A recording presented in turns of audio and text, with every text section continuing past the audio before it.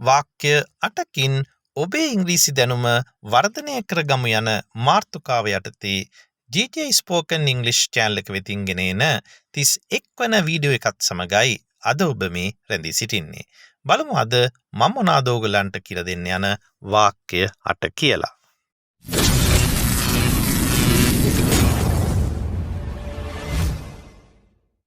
දැන් මම යාට කතා කරන්නම් කියලා කොහොමද ඉංග්‍රීසි වලින් කියන්නේ? මම යාට කතා කරන්න. හරි. I'll talk to him. දැන් talk කියන ක්‍රියාපදයට එක්ක to නිපාතය පාවිච්චි වෙනවා. I'll talk to him. මම එයාට කතා කරන්නම්. මෙතන I'll කියන්නේ I will කියන එක ෂෝට් කරලා. දැන් කවුරු හරි ඔබට catch you tomorrow කියලා කිව්වොත් ඔබ මොකද හිතන්නේ? හරි? catch you tomorrow. ඔව් ඔබ හිතයි ඉන්නකො මං තමුන් හෙට අල්ලගන්න නේ? නෑ. මෙතන මේ catch you tomorrow කියන්නේ ඒක නෙවෙයි. catch you tomorrow කියන එකේ අදහස see you tomorrow කියන එක. ඒ කියන්නේ ඔයාව හෙට හම්බ වෙන්නම් කියලායි ඒ කියන්නේ. ඉතින් ඔබට see you tomorrow වෙනුවට අද ඉඳන් catch you tomorrow කියලාත් කියන්න පුළුවන්. ඉතින් අද ඉඳන් ඒ භාවිතයත් පුරුදු වෙන්න. Okay, I'm going. Catch you tomorrow. මට ඔයාට කියන්න පුළුවන් වුණා නම් ෂි. ඒ කියන්නේ කියන්න බැරි වෙලා. මට ඔයාට කියන්න පුළුවන් වුණා නම් I wish I could tell you. මේ I wish කියන වාක්‍ය රටාව කතා කරන්නේ මේ වෙලාවට. මට ඔයාට කියන්න පුළුවන් වුණා නම් I wish I could tell you. I wish I could කියලායි කතා කරන්නේ. I wish I could tell you. හරි මේ ඊළඟ වාක්‍ය බලන්න. I'm so sorry about your sister. මට ඔයාගේ සහෝදරිය ගැන ගොඩක් කනගාටුයි. සමහරට එයාගේ සහෝදරියට මොනවා හරි කරදරයක් වෙලා වෙන්න පුළුවන් නේ.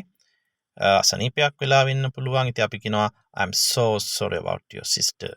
I'm so sorry about your sister.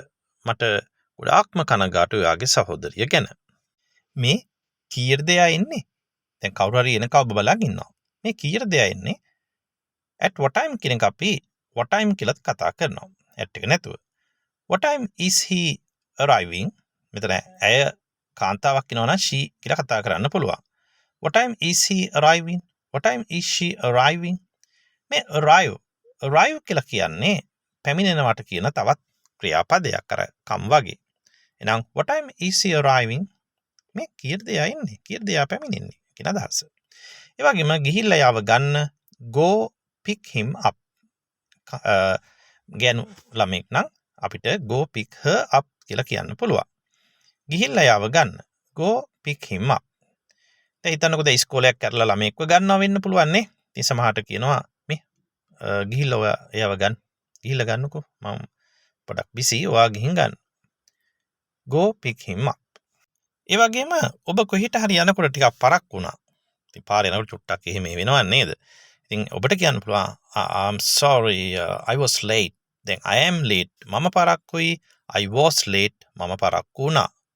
ඒතර මට සමා වෙන්න මම පරක් වුණා. I'm sorry I was late.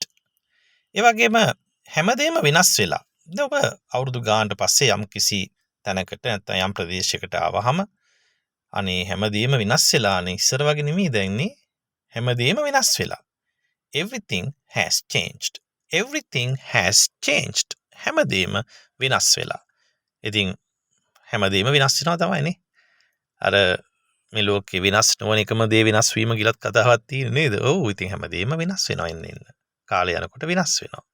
හැමදේම වෙනස් වෙලා. Everything has changed.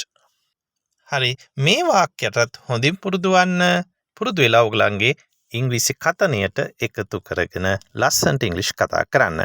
හරි අපි තවත් වීඩියෝ එකකින් හම්බෙමු. එතෙක් ඔබට සුබ දවසක්.